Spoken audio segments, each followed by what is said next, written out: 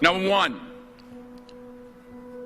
put God first. Put God first in everything you do. Everything that you think you see in me, everything that I've accomplished, everything that you think I have, and I have a few things, everything that I have is by the grace of God. Understand that. It's a gift. 40 years ago, March 27th, 1975, it was 40 years ago, just this past March, I was flunking out of college. I had a 1.7 grade point average. I hope none of you can relate. I had a 1.7 grade point average. I was sitting in my mother's beauty shop. They still call it beauty shops now? What they call it now? Yeah, I was sitting in the beauty parlor. I was sitting in my mother's beauty parlor, and I'm looking in the mirror, and I see behind me this woman under the dryer. And every time she looked up, every time I looked up, she was looking at me, just looking me in the eye. And I didn't know who she was, and I said, she said, somebody give me a pen, give me a pencil, I have a prophecy. March 27, 1975, she said, boy, you are gonna travel the world and speak to millions of people. Now mind you, I flunked out of college. I'm thinking about joining the army. I didn't know what I was gonna do, and she's telling me I'm gonna travel the world and speak to millions of people. Well, I have traveled the world, and I have spoke to millions of people. But that's not the most important thing, the success that I had. The most important thing is that what she taught me and what she told me that day has stayed with me since. I've been protected, I've been directed, I've been corrected. I've kept God in my life, and it's kept me humble. I didn't always stick with him, but he always stuck with me. So stick with him in everything you do. If you think you want to do what you think I've done, then do what I've done and stick with God. Number two, fail big. That's right. Fail big. Today's the beginning of the rest of your life, and it can be very frightening. It's a new world out there. It's a mean world out there, and you only live once. So do what you feel passionate about. Take chances professionally. Don't be afraid to fail. There's an old IQ test, was 9 dots, and you had to draw 5 lines with a pencil within these 9 dots without lifting the pencil. The only way to do it was to go outside the box. So don't be afraid to go outside the box. Don't be afraid to think outside the box. Don't be afraid to fail big, to dream big. But remember, dreams without goals are just dreams, and they ultimately fuel disappointment. So have dreams, but have goals. Life goals, yearly goals, monthly goals, daily goals. I try to give myself a goal every day. Sometimes it's just to not curse somebody out. Simple goals, but have goals. And understand that to achieve these goals, you must apply discipline and consistency. In order to achieve your goals, you must apply discipline, which you have already done, and consistency every day, not just on Tuesday and miss a few days. You have to work at it every day. You have to plan every day. You've heard the saying, we don't plan to fail, we fail to plan. Hard work works. Working really hard is what successful people do. And in this text, tweet, twerk world that you've grown up in, remember, just because you're doing a lot more doesn't mean you're getting a lot more done. Remember that. Just because you're doing a lot more doesn't mean you're getting a lot more done. Don't confuse movement with progress. My mother told me, she said, yeah, because you can run in place all the time and never get anywhere. So continue to strive, continue to have goals, continue to progress. Number 3, you'll never see a U-Haul behind a hearse. I'll say it again. You'll never see a U-Haul behind a hearse. I don't care how much money you make, you can't take it with you. The Egyptians tried it. They got robbed. That's all they got. You can't take it with you. And it's not how much you have. It's what you do with what you have. We all have different talents. Some of you will be doctors, some lawyers, some scientists, some educators, some nurses, some teachers. Yeah, okay. Some preachers.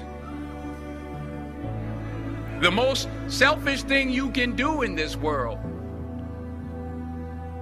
is help someone else. Why is it selfish? Because the gratification, the goodness that comes to you, the good feeling that I get from helping others, nothing's better than that. Well, one or two things, but nothing's better than that. Not jewelry, not big house I have, not the cars, but it's the joy. That's where the joy is, in helping others. That's where the success is, in helping others. Finally,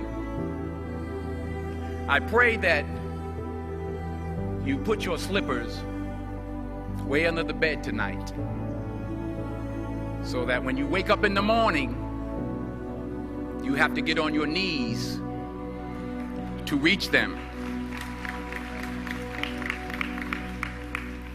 And while you're down there, say thank you for grace.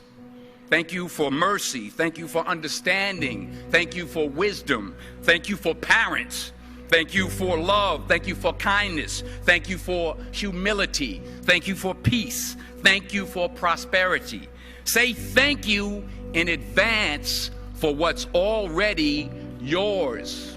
It's how I live my life. That's why I am, one of the reasons why I am today. Say thank you in advance for what is already yours. True desire in the heart for anything good is God's proof to you, sent beforehand to indicate that it's yours already.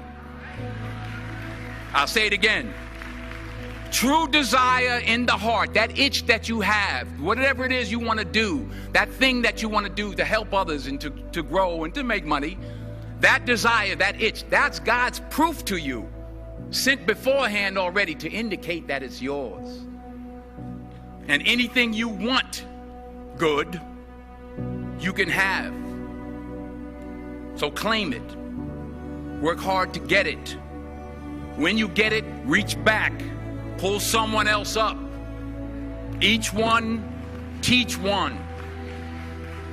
Don't just aspire to make a living. Aspire to make a difference. Every failed experiment is one step closer to success. You've got to take risks, and I'm sure you've probably heard that before, but I want to talk to you about why that's so important. I got 3 reasons, and you can pick up your iPhones. First, you will fail at some point in your life. Accept it.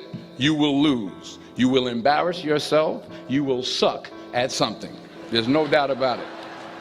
And I know that's probably not a traditional message for a graduation ceremony, but hey, I'm telling you, embrace it, because it's inevitable. And I should know. In the acting business, you fail all the time. Early on in my career, I auditioned for a part in a Broadway musical. Perfect role for me, I thought, except for the fact that I can't sing. So I'm in the wings, I'm about to go on stage, but the guy in front of me, he's singing like Pavarotti. He's just, and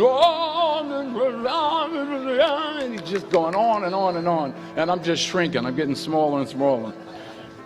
So they say, "Oh, thank you very much, and you'll be hearing from us."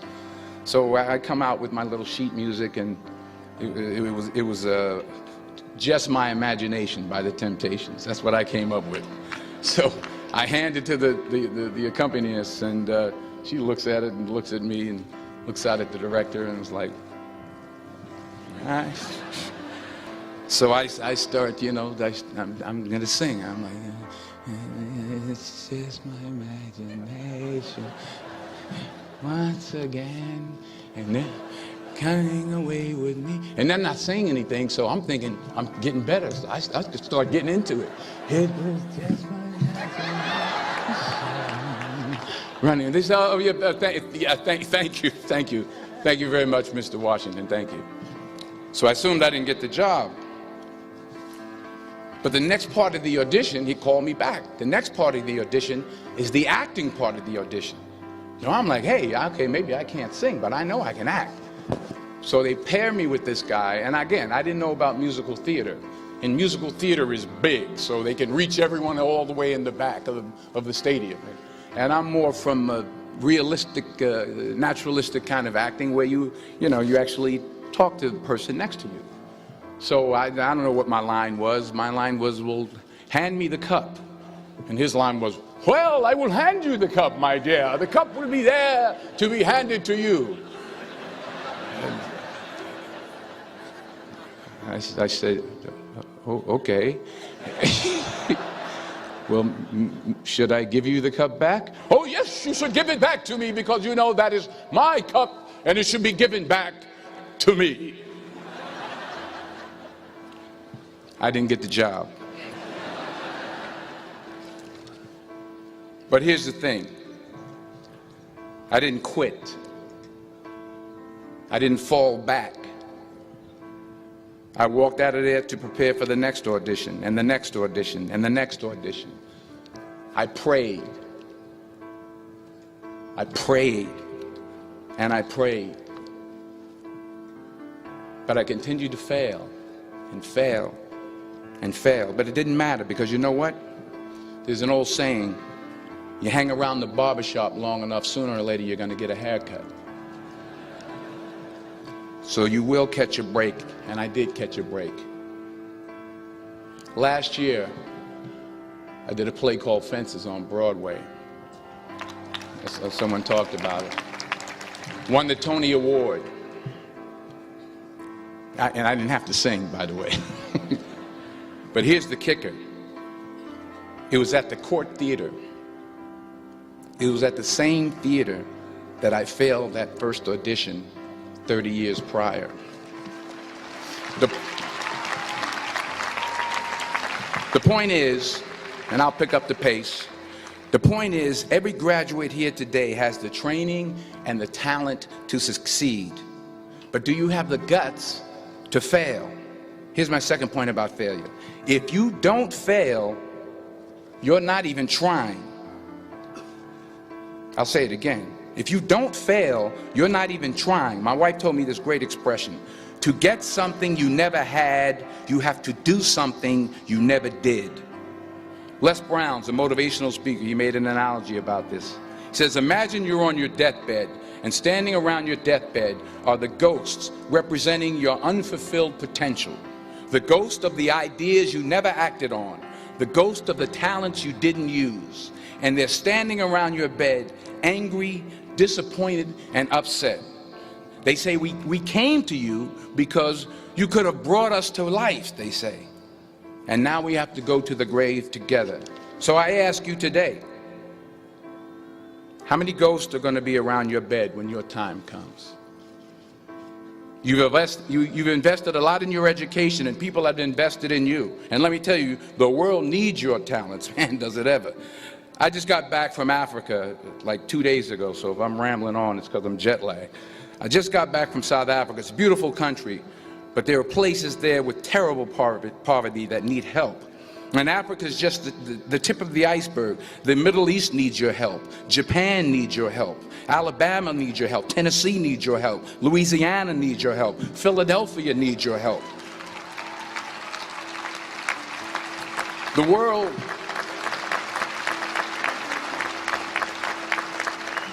world needs a lot, and we need it from you.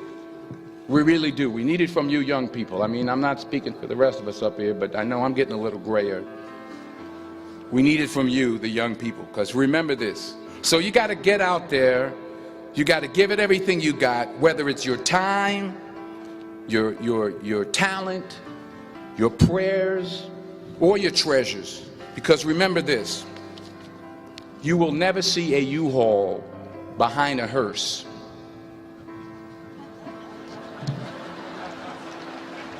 I'll say it again. You will never see a U-Haul behind a hearse. You can't take it with you. The Egyptians tried it, and all they got was robbed. So the question is, what are you going to do with what you have? I'm not talking about how much you have. Some of you are business majors, some of you are theologians, nurses, sociologists. Some of you have money, some of you have patience, some of you have kindness, some of you have love. Some of you have the gift of long suffering, whatever it is, whatever your gift is. What are you going to do with what you have? All right, now here's my last point about failure. Sometimes it's the best way to figure out where you're going. Your life will never be a straight path. I began at Fordham University as a pre-med student. I took a course called cardiac morphogenesis. I still can't say it. Cardiac morphogenesis. I couldn't read it. I couldn't say it. I sure couldn't pass it. So then I decided to go into pre-law, then journalism. And with no academic focus, my grades took off in their own direction. Yeah, down. I was a 1.8 GPA one semester, and the university very politely suggested that it might be better to take some time off. I was 20 years old. I was at my lowest point. And then one day, and I remember the exact day, March 27th, 1975, I was helping my mother in her beauty shop. My mother owned a beauty shop up in Mount Vernon. And there was this older woman who was considered one of the elders in the town. And I didn't know her personally, but I was looking in the mirror, and every time I looked at the mirror, I could see her behind me, and she was staring at me. She just kept looking at me. Every time I looked at her, she kept giving me these strange looks. So she finally took the dryer off her head and she said something I'll never forget. First of all, she said, "Somebody give me a piece of paper. Give me a piece of paper." She said, "Young boy, I have a prophecy, a spiritual prophecy." She said, "You are going to travel the world and speak to millions of people." Now, mind you, I'm 20 years old. I'm flunked out of school. In fact, like a wise ass, I'm thinking to myself, maybe she's got something in that crystal ball about me getting back into school next fall. But maybe she was on to something, because later that summer, while working as a counselor at the YMCA camp in Connecticut, we put on a talent show for the campers. And after the show, another counselor came up to me and asked, "Have you ever thought about acting? You're good at that." So when I got back to Fordham that fall, I got in and I changed my major once again for the last time. And in the years that followed, just as that woman prophesied, I have traveled the world and I have spoken to millions of people through my movies. Millions who up till this day couldn't see me, who up till this day I couldn't see while I was talking to them, and they couldn't see me. They could only see the movie. They couldn't see the real me. But I see you today, and I'm encouraged by what I see, and I'm strengthened by what I see, and I love what I see.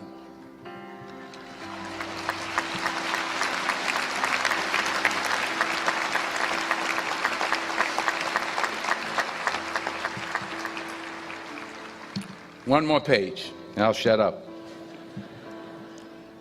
Let me conclude with this one final point, and actually the president kind of brought it up. It has to do with the movie Philadelphia. She stole my material.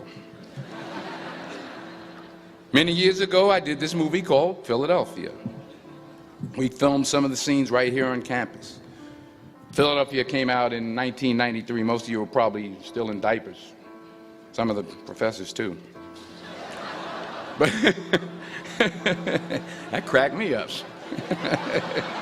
But it was a good movie. Rent it on Netflix. It's a good movie. Rent it. I get 23 cents every time you rent it, please. Rent it. True. Parents up there, rent it. Netflix, please.